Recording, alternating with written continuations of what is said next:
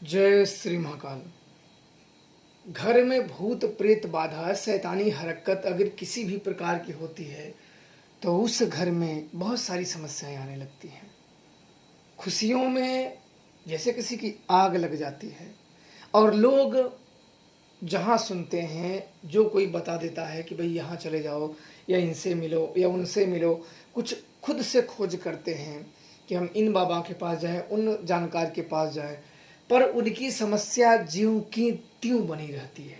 ऐसा क्यों होता है और क्या पक्का इलाज है कि हम इन बाधाओं से निकल सकते हैं?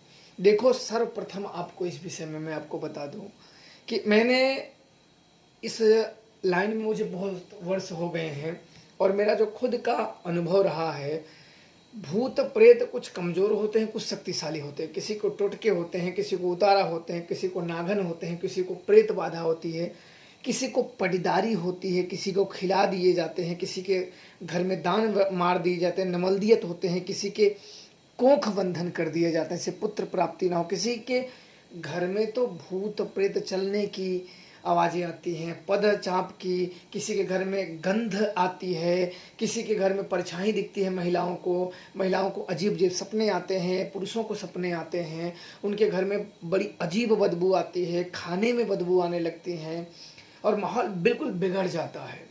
आपस में अनबन होने लगती है, उनका सब फायदा उठाने लगते हैं और उनके शरीर से अजीब प्रकार की बदबू आने लगती है और जो काम उनका है जैसे गति रुक जाती है, काम वहीं का वहीं धारा का धारा रह जाता है। बहुत कोशिश करने के बाद, बहुत सब कुछ हाथ पांव मारने के बाद भी काम उसी जगह रह जाता है। तब लोग शक करते हैं कि हम किसी बाबाओं के पास जाएं, किसी जानकारों के पास जाएं। पर ध्यान रखना कि अब के युग में इतना आसान नहीं कि अच्छे बाबाओं से संपर्क साध लेना और मिल लेना।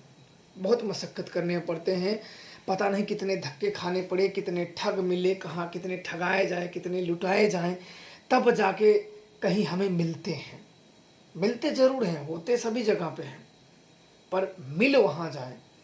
तो इसलिए जब अच्छे जानकार मिल जाएंगे तो सर्वप्रथम उन चीज़ों का पता लगाया जाता है। पहली चीज़ जो होती है इनमें कि इसमें जो समस्या उत्पन्न हुई है वो समस्या आपके जो ब्लैक मैजिक हुआ या भूत प्रेत बाधा हुआ, शैतानी शक्ति हुई, या जो शैतान है आपके घर के सदस्य या परिवार या गांव गिराव या दोस्त या अन्य जो कहीं से हों, वो आपके ऊपर अगर तंत्र प्रयोग करवा रहे हैं तो क्या आपके ऊपर किस प्रकार से हुआ है और कैसे किया गया है।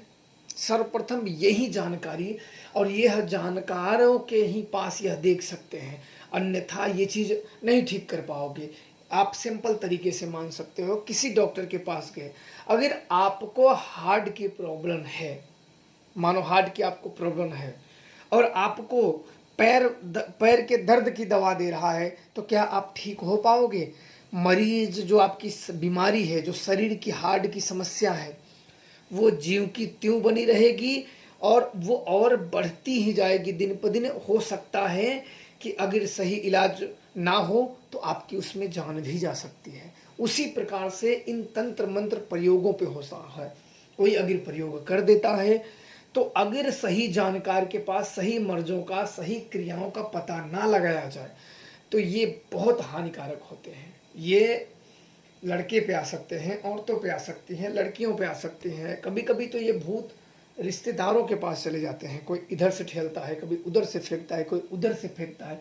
फेंका फेंकी में कहीं यहाँ वहाँ भूत चले जाते हैं तो एक ही भूत, कई लोग उससे दुखी होते हैं। और जब जानकार व्यक्ति इन भूतों को देख लेता है कि इस घर में इस प्रेत बाधा की या इस ब्लैक मैजिक या यह शैतानी चीज इसके घर में है, इस घर में शैतानी शक्ति वास कर रही है, तब कुछ शक्ति को जो वो उस शैतानी शक्ति को काट दे, उन शैतानी शक्तियों को उन्हें कैद करवाया जाता है। ध्यान रखना, ऐसा नहीं कि आप एक हाथ मारे भग गए, वो एक हाथ मार दोगे देवताओं से भागेगी तो आओ कई गुना क्रोध होके आपसे बदला लेने के लिए फिर वो और ज़्यादा तत्पर रहेंगी। तो इसलिए उसे कैद करवाया जाता है, उसकी शक्तियों को तोड़ दिया जाता है। जैसे कोई मुजलिम करता है, कोई गलत काम करता है तो उसे 10 साल, 20 साल, 15 साल उसे जेल में डाल दिया जाता है, कैद में कर दिया जाता है, ताकि वो दोबारा ऐसी गलती ना करे। वैसे इस प्रकार में इन लोगों को पकड़ के शक्तियों से बंधन करवा लिया जाता है, कैद करवा लिया जाता है। जब कैद करवा लिया जाता है तो सामने वाला व्यक्ति बिल्कुल स्वस्थ और ठीक हो जाता है। जब व्यक्ति 1 महीना, 2 महीना, 6 महीना, 8 महीना, 10 महीना, साल, 2 साल, जब तक वो भूत की शक्ति क्षीण ना हो जाए तब तक उसे बिल्कुल नहीं छोड़ना है। तब वो क्षीण हो जाए तब उसे आप कई कटघरी से लगा सकते हो। वो भूत उठा के किसी को दे सकते हो, चाहे भीड़ भटक्के में किसी लड़के को, किसी लड़कियों को, किसी चीज़ों को दे सकते हो। पर यह गलत होता है। देखो, सिद्ध तांत्रिकों के लिए, जानकारों के लिए बड़ा आसानी होता है, बहुत आराम होता है किसी को भूत देना, पर नहीं देते हैं। मुझे भी ये क्रिया बहुत आसानी से आती है, कम खर्चे में कर बहुत हो जाता है। वह 2 लौंग उठाए, शक्ति का नाम लिए, प्रेत भरे फेंक दिए। पर ये पाप होता है, पाप कमाना। पर इसको करके थोड़ा सा खर्चेलू रास्ता अपनाते हैं कि कहीं इस भूतों को जहाँ ये बैठने के लिए मांग करे वहाँ इनको बिठा दिया जाता है। ये गुप्त क्रियाएं होती हैं, इसलिए इसको आप लोगों को नहीं बता रहा हूँ पूरी क्रियाएं, क्योंकि ये इसका गलत इस्तेमाल किया जाए तो उसके कुछ प्रभाव बहुत जल्दी पड़ जाते हैं। तो कुछ लोग देखो जानकारी के लिए रखते हैं, कुछ सुन के खुद ही करने लगते हैं, क्योंकि कुछ छोटे मोटे जानकार होते हैं, चिल्लर चपाटे, तो वो भी अपने करने लगते हैं। तो ऐसी चीज़ों में उतना ही बताया जाए कि दूसरों का नुकसान न कर दे। तो इन क्रियाओं को वहाँ बिठाया जाता है और जहाँ मांग उनसे बात की जाती है, पूछा जाता है कि तुम यहाँ बैठोगे, प्रसन्न हो ना, सम्मान, उनका पूजा भी उसे दे दिया जाता है कि भाई प्रसन्न मन से, नहीं कि भाई आज तुम्हें बैठा दो, कल उसके घर फिर जाके इन्वॉल्व हो जाओ, कल उसके घर वालों को फिर आप दुखी करने लगो। तब उसे सही तरीके से कर दिया जाता है, बिल्कुल वो खुशी खुशी उसे बिठा दिया जाता है।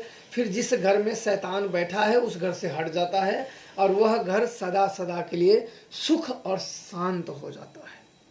बहुत से गुप्त रहस्य होते हैं जो कि बहुत कम ही लोग जानते हैं। जो इस क्रियाओं में बिल्कुल निपुण है वही जानता है।